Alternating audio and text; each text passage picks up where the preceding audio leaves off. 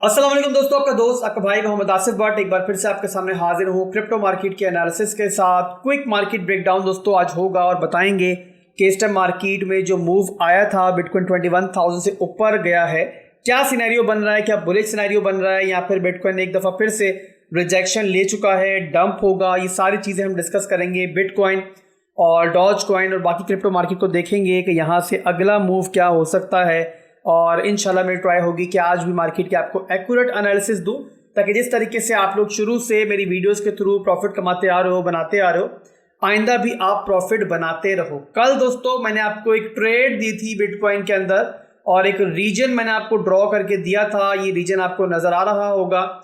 मैंने आपको बताया था कि जब तक ये रीजन ब्रेक नहीं होता आप लोगों ने ट्रेड नहीं लेनी है, और जैसे ही रीजन ब्रेक हो, आपको कैंडल क्लोजिंग मिले, उसके बाद एक रीटेस्टिंग हो तो आप लॉन्ग ट्रिगर कर देना।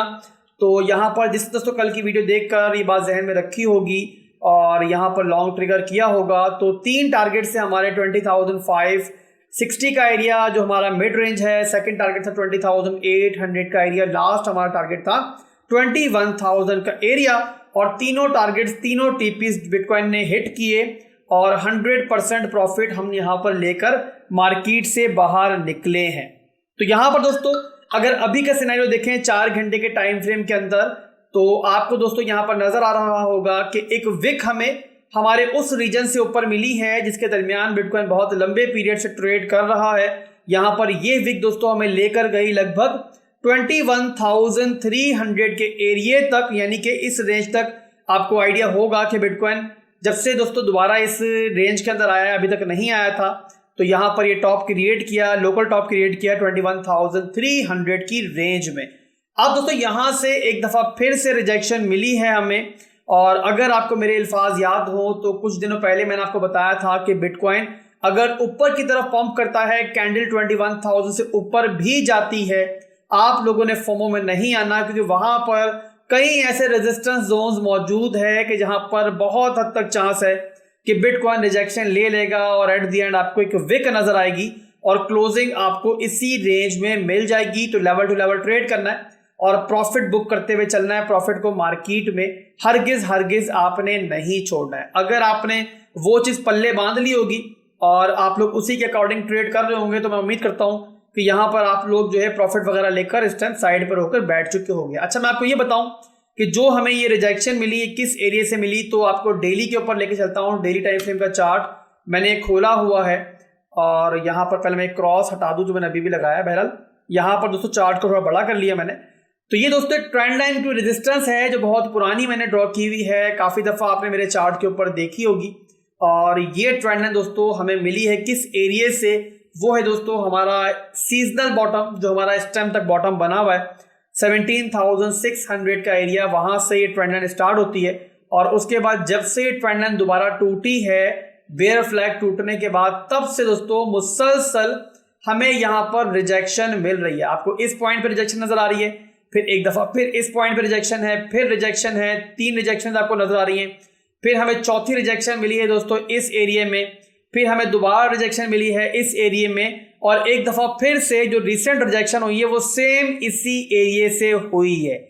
यानी कि जो दोस्तों इस दफा बिटकॉइन 21,300 तक गया है, उसका रीजन यही था कि जो हमारी ट्रेंड लाइन थी वो थोड़ी सी ऊपर हो गई है।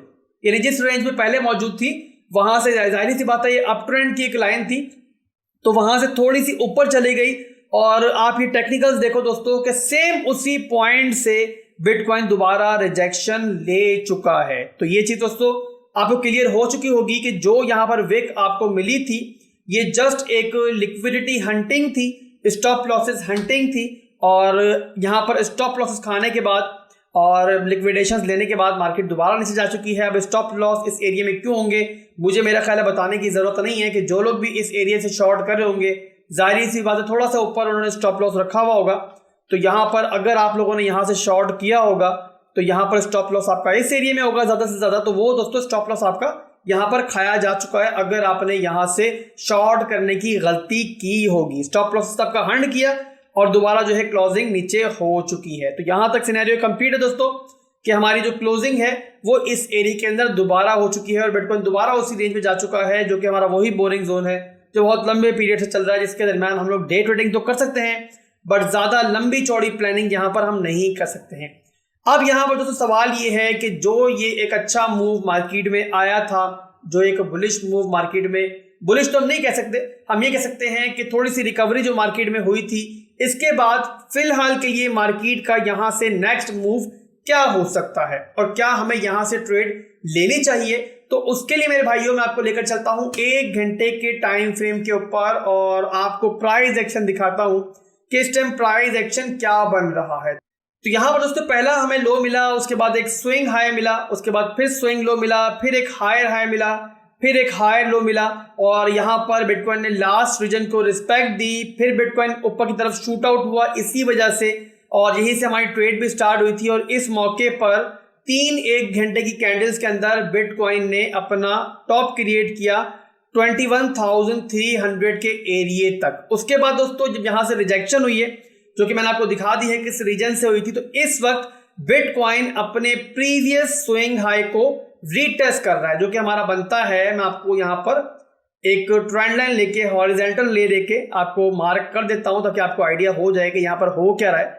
तो ये दोस्तों हमारा प्रीवियस स्विंग हाई है कि जिसे बिटकॉइन इस टाइम रीटेस्ट कर रहा है। तो यहाँ पर दोस्तों 1 घंटे के टाइम फ्रेम में और 15 मिनट के टाइम फ्रेम में एक छोटी सी स्कैल्प बनती है इस एरिया से, बट मैं यहाँ पर स्कैल्प नहीं लूंगा और रीजन कि इतने अच्छे पॉइंट पे एंट्री लेने के बाद, इतना अच्छा प्रॉफिट कमाने के बाद, अब यहाँ पर जब मैं साइड पर होकर बैठ चुका हूँ, ना सिर्फ कि बिटकॉइन में प्रॉफिट लिया हमने, इसी के साथ हमने TRX के अंदर भी प्रॉफिट लिया है, जो कि डिस्कॉर्ड पर मैंने पब्लिक को एक सिग्नल दिया था।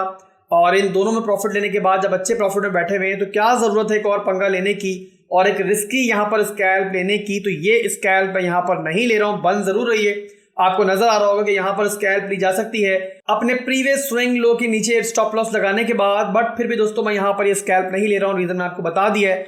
ओवरऑल दोस्तों यहाँ पर बिटकॉइन अगर इस सपोर्ट को होल्ड करता है, यानी कि जो हमारा प्रीवियस स्विंग हाई था उसको रिस्पेक्ट देता है, तो एक और ट्राई बिटकॉइन दोबारा से ऊपर की तरफ करेगा। तो ये सारे चार्ट दिखाने का मकसद ये है कि आपने फजूल के फोमो में नहीं आना है। बिटकॉइन अभी भी उसी रेंज में ट्रेड कर रहा है जिस रेंज में बहुत लंबे पीरियड से ट्रेड कर रहा है। और जो आपको ये विक मिली है ये एक लिक्विडिटी हंटिंग थी। मैंने अक्सर देखा है कि जो न्यूबीज होते हैं ना, वो ऐसी ग्रीन कैंडल्स देख के फोमो में आ जाते हैं, टॉप पर जाके मिस्टेक्स करते हैं, फजूल के रिस्क लेते हैं, किसी ट्रेड में फंस जाते हैं और फिर रो रहे होते हैं कि अब हम क्या करें, कि जहां पर आपकी कोई हेल्प नहीं कर पाता। आप लोग बहुत बड़े ड्रॉडाउन में जा चुके होते हो। तो इसी वजह से मैं कहता हूं कि आप लोग रोजाना मेरी वीडियोस देख लिया करो, ना सिर्फ के सीखोगे बल्कि मौजूदा जो रिसेंट अपडेट्स हैं उनसे आप बाखबर रहोगे और कोई गलती नहीं करोगे। ये जोन मेरे भाइयों तब तक ब्रेक नहीं होगा जब तक ये ट्रेंड लाइन ब्रेक नहीं होती जो मैंने डेली के अंदर आपको दिखाई है। जब तक यहाँ पर कैंडल इस ट्रेंड लाइन से अबव क्लोज नहीं होती तब तक आप किसी फर्दर मूव की तवक्का नहीं कर सकते। जब तक ये ट्रेंड लाइन नहीं ब्रेक नहीं होती तब तक बार बार आपको बिटकॉइन यहाँ पर आके रिजेक्शन लेता हुआ नजर आ सकता है। तो इसी के अकॉर्डिंग दोस्तों अब आप लोगों ने फर्दर अपनी ट्रेड्स को मैनेज करना है। तो ये दोस्तों बिटकॉइन के एनालिसिस थे। अब चलेंगे डॉज कॉइन की तरफ। डॉज कॉइन से मेरा ख्याल है आप लोगों को एक्स्ट्रा प्यार है। जब भी ये पंप होना स्टार्ट होता है इसका पंप खत्म हो जाता है, बट लोगों का प्यार इसकी तरफ खत्म नहीं होता। काफी डिमांड थी कि आसिफ भाई इसके अंदर कोई स्कैल्प वगैरह बनती है तो बता दें। तो वही दोस्तों आपको बताऊंगा कहां पर आप लोग डॉज के अंदर एक स्कैल्प के लिए एंट्री ले सकते हैं।